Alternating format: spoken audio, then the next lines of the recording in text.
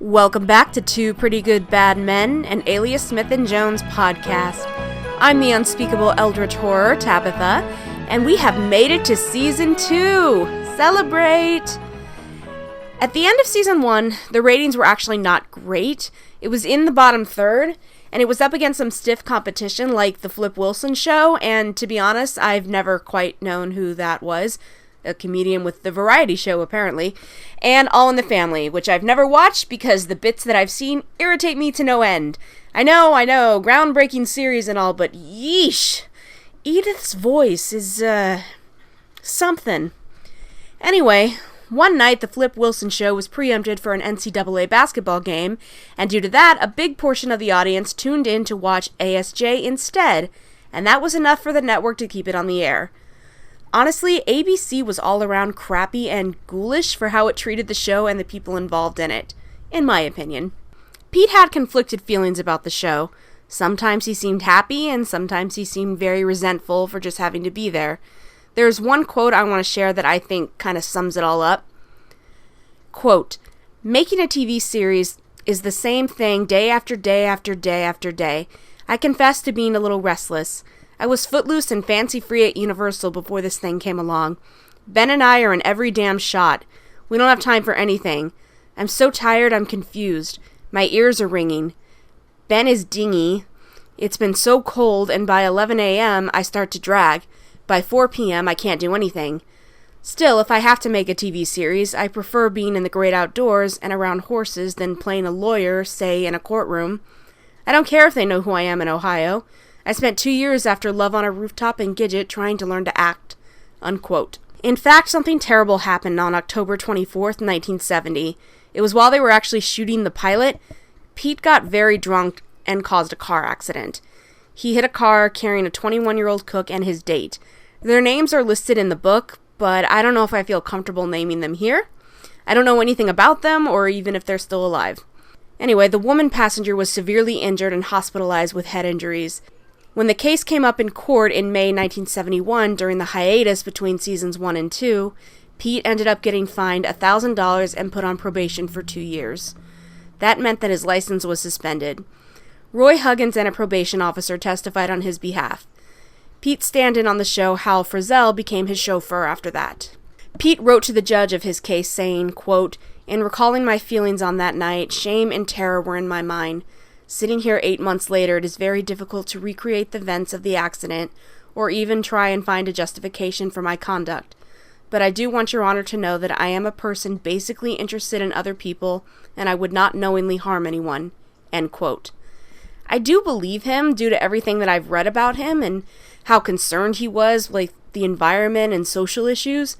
He had a drinking problem, it's true. He had an addiction. I have sympathy for that. But I want to be clear, I'm not excusing his actions here at all. There's no excuse for drunk driving. He could have killed these 2 kids, and he seriously injured one of them. Having his license suspended was hard on him because he loved getting away to the mountains and away from the city whenever he could. But I certainly can't blame the court for doing it. Ben felt the struggle of starring in a TV show too. Remember, he wasn't as experienced in Hollywood as Pete was at that point. He said, quote, "You hope you got your lines down for that day. If not, you kind of wing it the best you can.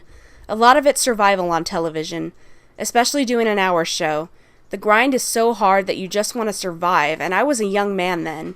Eventually it grinds you down because the days are so long, and by law, by SAG agreement, they're supposed to give you 12 hours off.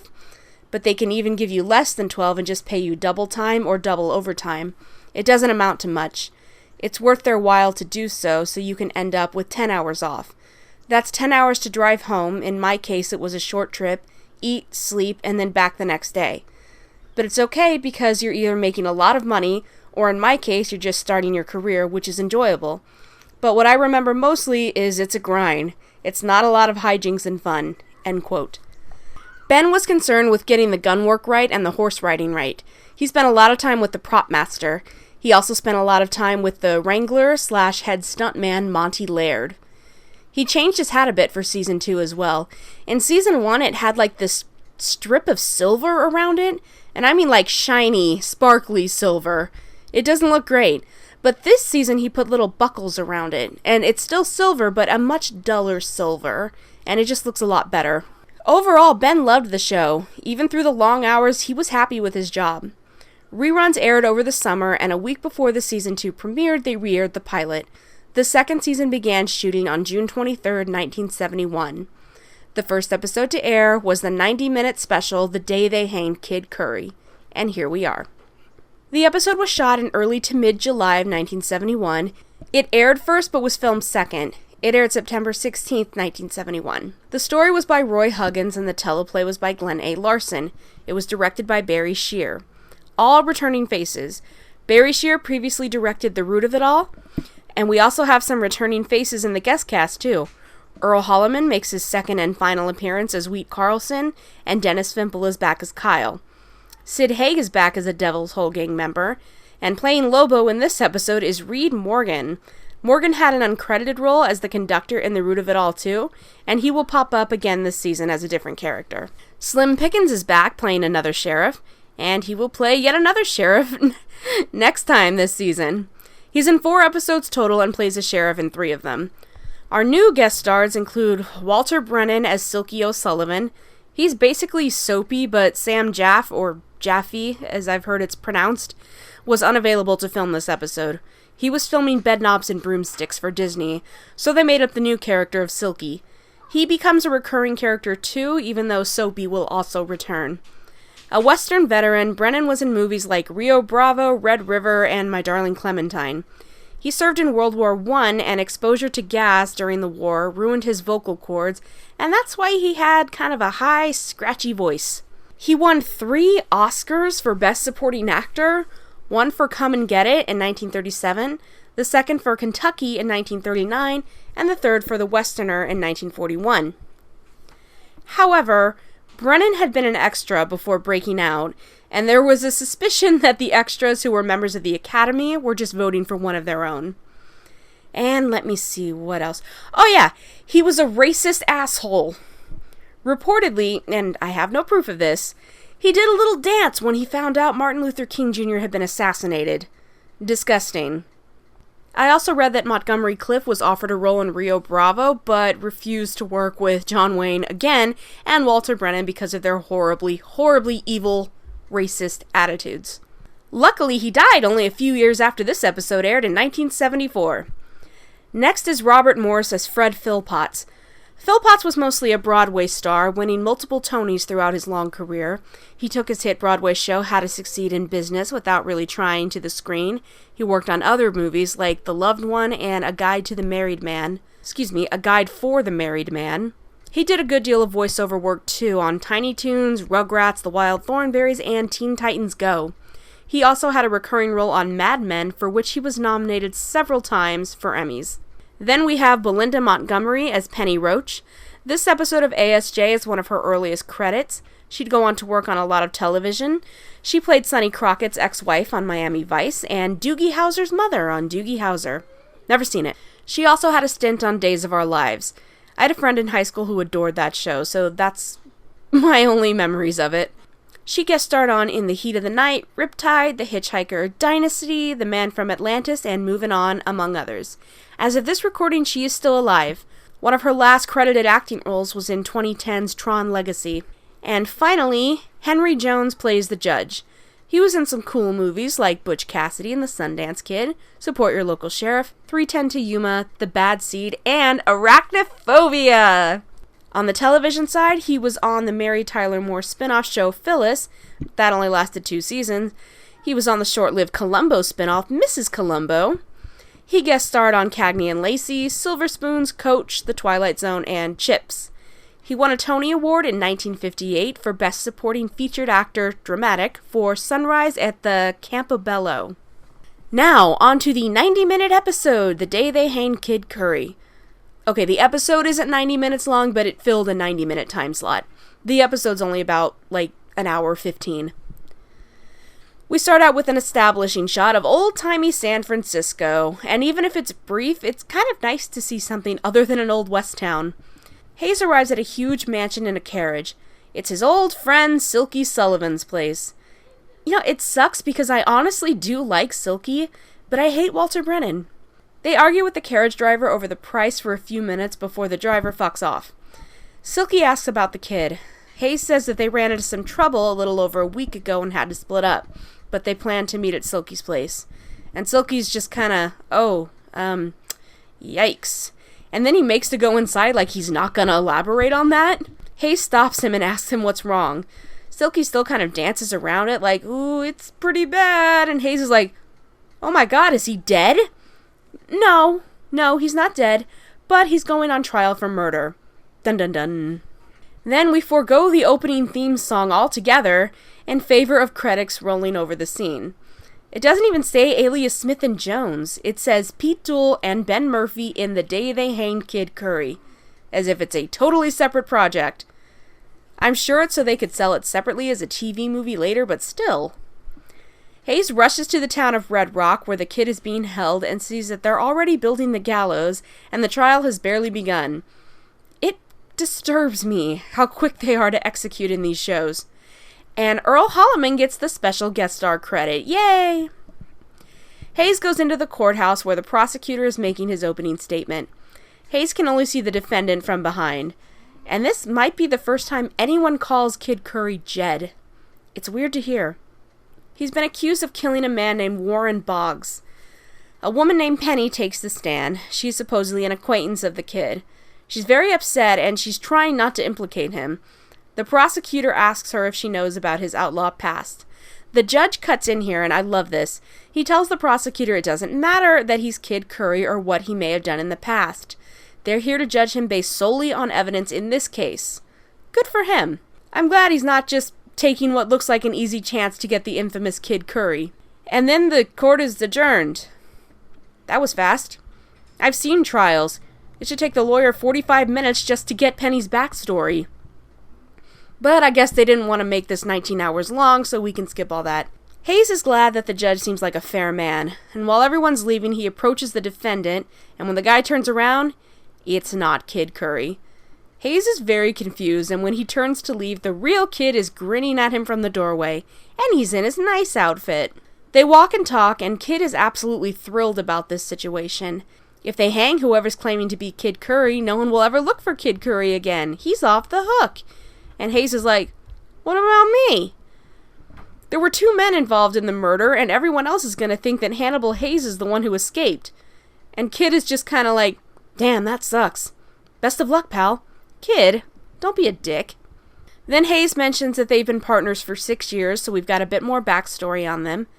You could argue, and I've seen some fans do it, that the latter canon that says they're cousins who grew up together and got sent to an orphanage together simply contradicts Hayes' line here, but I don't think so. I take it to mean they just officially started working together 6 years ago.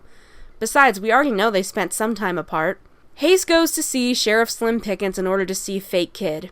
He says he's his cousin, which is sort of true, I guess, but then he goes on and on about how their grandparents are just heartbroken over the situation. He's very funny when he pretends to be earnest. And he's in his nice clothes, too. And now Hayes is saying Jed. It's super weird. They let him into the jail cell, and once they're alone, he's like, who the fuck are you? Because you're not Kid Curry. He says, Kid Curry doesn't kill people. Side note, but I feel like the kid had to have killed someone. I don't see how you can get a reputation as being such a dangerous gunman without ever following through. I know he's fast, and I know he's accurate, but if he never fires at his opponent, wouldn't word get around? Or even if he does fire, but he doesn't shoot to kill, wouldn't word still get around? Anyway, the guy said he didn't kill the dead man, and he never said that he did. But if he's gonna go out, he's gonna go out in style. By pretending to be a famous outlaw. You see, he got locked up a few months ago for fitting Kid's description, but they took a photo of him, which took like 8 days back then, and sent it to Lom. Lom knew it wasn't him, so they released this guy, but he found out he liked being Kid Curry because he got respect. And sex. Mostly sex. So he started playing it up. He won't tell Hayes his real name because he doesn't want to ruin his family's lives. Hayes is like, okay, what about the real Kid Curry's life? And this dude wonders, understandably I guess, why he should care about the life of a known outlaw. Not getting anywhere, Hayes goes to their hotel room where the kid is relaxing in a bathtub without a care in the world. Hayes is so stressed, and the kid is flattered that the dude wants to die as him. Another side note, Ben's eyes are amazingly gorgeous here. They're almost electric blue. Holy shit. Hayes tells him that he might want to take this a bit more seriously, since if somebody recognizes the kid post-execution, he'll be in deep shit right along with Hayes. Kid considers this and decides he's right, and now he actually wants to do something to help. Nice. Conveniently, Lom is in Mexico, so he can't clear this whole thing up. Hayes decides that maybe they can get him acquitted instead. So Kid goes to the casino where Penny's working. He gets her to walk with him, and she starts telling him what happened. There was a man named Jack Brown, and he partnered up with Not Kid. They rode out to a ranch one night with the intent of robbing a poker game, but when the ranch hand surprised him, Jack shot and killed him. The next day in court, Not Kid is telling his side of the story on the stand. He claims he honestly just meant to go along to play poker. He didn't know anything about any robbery, and he certainly didn't know anything about any killing. Jack killed the ranch hand before he even knew what was happening, and then just rode away. Hayes and Kid believe his story, but then, all of a sudden, the jury has a verdict. We just cut to the jury having a verdict. What? What happened to the acquittal plan? It sounded like that was going to be the plot of the episode. Aside from talking to the dude's girlfriend, they did nothing. What was the point of that detour? Oh yeah, to drag this out. Big shock. Fake Kid has been found guilty and he's getting hanged on Friday. The man seems kind of stunned for some reason, seems like it was an obvious outcome to me, and poor Penny is in tears. The boys kindly offer her comfort and lead her away. Then we cut to a ghost town where our old friends the Devil's Hole gang are hiding out. My best friend Wheat is back, and he's telling the gang that they have a terrible problem. Kid Curry is gonna hang in Montana for murder. And the others are like, and? Wheat makes a very impassioned speech about how they owe the kid a lot and he was their friend and they appreciate all he did for them. This is a real change of heart from the pilot when he was more than happy to screw Hayes and Kid both over at any given opportunity. The others are not convinced that this is their problem. It's sad, but not that sad. Which is kind of the attitude that Kid had towards Hayes earlier, so that's fair.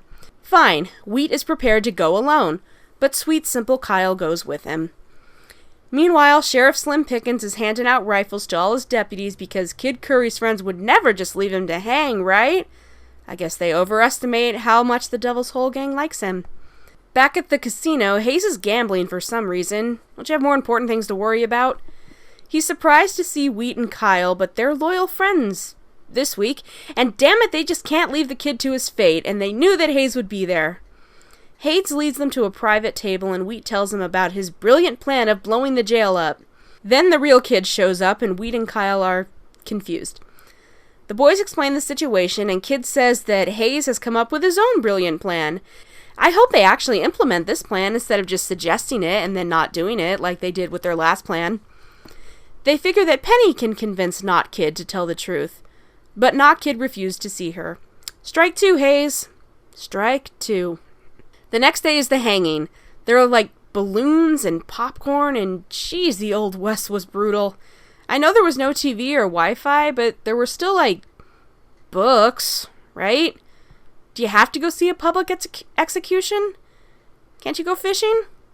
Not Kid is playing to the crowd, and he's starting to piss me off. The judge offers him a chance at some last words, and you know what he does? He says that Hannibal Hayes was the other person involved in the killing. Okay, screw this guy. I love that Wheat and Kyle are just eating popcorn and enjoying the show.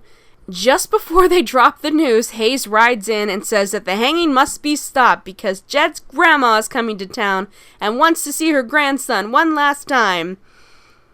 That's the best he could come up with on short notice. The crowd is upset because they want blood, but the judge agrees to postpone the hanging. A grandma is sacred after all, isn't she? Hayes goes back to Not Kid in the cell, and Hayes is pissed. He tells him that he's Hannibal Hayes, and even so, the guy's not going to tell the truth. I hate him. I really, really do. Now, Hayes, Kid, Kyle, and Wheat are all sadly drinking. Wheat maintains that the only way to save Not Kid is to bust him out of jail. Hayes finally agrees, but they're not just going to blow a hole in the jail wall. He sends Wheat and Kyle off to send a wire to Silky that they need him to show up at Red Rock as fast as he can to be their grandma. When Wheat and Kyle get to the station, they don't want to pay the $1.06 to send the wire, but they do until they see Wheat's wanted poster on the wall. Then he's just like, screw it, and pulls his gun and demands his money back. Hayes and Kid go meet the train, and Silky dutifully shows up in drag. When they get to the hotel, Silky says that that's it, they're even now. But they still need him to get into the jail with a gun strapped under his dress. He's super not into this. He says they're still going to search him even if they think he's an old lady. Kid says if there's one thing they're better at than breaking into safes, it's breaking out of jail. Are you though? So far, you've had to depend on other people to break you out. Except for the pilot when Kid swiped the keys. Whatever, Hayes walks Silky over to the jail. As Grandma, she refuses to allow the sheriff or any man to search her. Hayes suggests that they pick one of the saloon girls to do it instead. Sheriff Slim Pickens and Grandma Silky laugh uncomfortably at each other, and I'm not sure if Sheriff Slim Pickens is flirting with her or what. Hayes gets into the saloon, but Kid has lost track of Penny. So the deputy just grabbed another girl, and Hayes protests on the grounds that she's dressed like a whore. I'm serious. Kid finds Penny, but she's too scared to go through with it. Girl, the time to back out has long passed. Finally, she goes along with him. Penny pulls it off, and dear Lord, they are dragging this out. This story does not need to be this long. When the sheriff starts to open the safe to get the key, Hayes pulls the gun from Silky's leg. But he didn't quite finish opening the safe and refuses to finish now. Luckily, Hayes is an expert safe cracker, and he gets it open pretty easily on his own. Meanwhile, Kid has tied up the livery stable guy and stolen some horses. They get to the cell, lock up the cops, and get the fake Kid. Fake Kid asks Penny why she got mixed up in all this. Bitch, this is all your fault. You shut up and take this help you don't deserve. Silky changes back into his own clothes and goes back to the hotel. The other four ride out of town as fast as possible. Okay, this is the worst day for night yet. It's the prairie. It's just the grass and sky. And the sky is blue as hell. Our heroes stop and send the horses on without them while they hide and the posse passes them. They just did that. They literally just did that in the last episode. Come on, show. They hide out in an old mine that they've already stocked with food. They finally find out that not Kid's name is Fred. And he doesn't want to hang anymore because he loves Penny. And he should have listened to them. Yeah, you should have, but it's too late for that now, isn't it? They've just broken a bunch of laws in front of a sheriff. You've left them no choice but to break their streak. Their plan is to catch the next freight train out of town. Hayes, you can do better than that. And as he's explaining that no one is going to find them in this mine, two kids are playing near the mine and hear voices coming from inside. They instantly run off to tell their parents, who in turn run off to tell the sheriff. Damn it, Hayes. Fred says the plan is foolproof. It's really not, though. Catching a train out of the area is not exactly a genius idea that only the best and brightest could come up with. That night, what seems to be the entire town rides out to the mine. While our foursome are packing up, Kid hears something outside. They pretty much know there's a posse out there. They discuss what to do, and they've only got 10 minutes before their train rolls in. So their best idea is for Hayes and Kid to make a run for the train, draw the posse away, and leave Fred and Penny behind so they have a chance to get away. Fred does not deserve your favors, boys. Maybe Penny does, but not Fred. Fred promises that if they get away, they'll look up the boys to thank them properly. Kid tells them that going the opposite way is thanks enough. Just please leave them alone. Unfortunately, the posse has set fire to the water and leaves everybody trapped. They're all led back to the jail where Silky is already locked up. Hayes, your plan failed on every conceivable level. The next day, they're brought before the judge, and he's just annoyed at the situation. Off screen, Jack Brown was caught and made a full confession, clearing Fred. Wow, that was lucky. But the judge still thinks Fred is Kid Curry, and now he finally confesses that he's not, but who the hell would believe him after all this? Anyway, some guy who I guess works for Lom is gonna show up and knows what the kid looks like, so he'll verify his story. Great for him, I still hate him. Silky, Hayes, and Curry start apologizing to the judge. He shuts them all up and says technically they did stop them from hanging an innocent man, so he's gonna let everything else go so long as they get the fuck out of town and never come back. No problem, they're out. On the way to the train, the boys run back into Wheat and Kyle. It turns out they're the ones who found Jack Brown and turned him in. So they're the real heroes of the story, just so I'm clear on this. Wheat suggests that they all rob the train together for old time's sake. Hayes just looks at him. Wheat and Kyle shrug and board the train. Silky gets on too, but he's still pissed at them, and I can't really blame him. Kid says never turn a good friend into a lady, and Hayes says never turn a lady into a good friend. Okay. Are you saying you shouldn't be friends with women? Because you guys make friends with women all the time. And they haven't shown up with, but they have 2 very close female friends. So what the hell? The train pulls away, and mercifully this incredibly padded story comes to an end. Yeah, I don't like this episode. I think I'm supposed to. The book has great things to say about it. I just find it so padding and ultimately pointless, and aside from having Wheat and Kyle back, I didn't have much fun on the journey. There was no need for this story to fill out a 90-minute time slot. Yes, Hayes' quick thinking did prevent Fred from hanging and bought them some time, but everything else he came up with failed. Getting Fred to tell the truth failed. Proving his innocence failed. Using Penny to talk to Fred failed. The escape plan ultimately failed. It's like watching the Hannibal Hayes from the pilot all over again. Except this time the kid was no better. They both sucked. It's fine to have your protagonist fail or screw up, but this was a series of failures and no redemption at the end. Everything worked out because the judge had mercy on them. This is not one I tend to put on my rewatch list. I would, but since it's pretty much the equivalent of a 2-parter, nah, it's just too much for me for this particular story. Anyway, the line of the episode goes to the kid. Kyle says something dumb, and Kid looks at him and says, "Kyle, if there's a point to this life, you're gonna miss it." And the episode goes to Wheat! That's right. Neither Hayes nor Kid deserve the title this week. Technically, Wheat is the one who saved the day. He found Jack Brown and turned him in. And sadly, like I said at the beginning, this is the last time Earl Holliman shows up on the show. I'll miss you, Wheat. Next time on Alias Smith and Jones, thieves hold Kid hostage in order to force Hayes to rob a bank. Research for this podcast comes mainly from the wonderful book Alias Smith and Jones, The Story of Two Pretty Good Bad Men by Sandra K. Segala and Joanne M. Bagwell. Thanks for listening.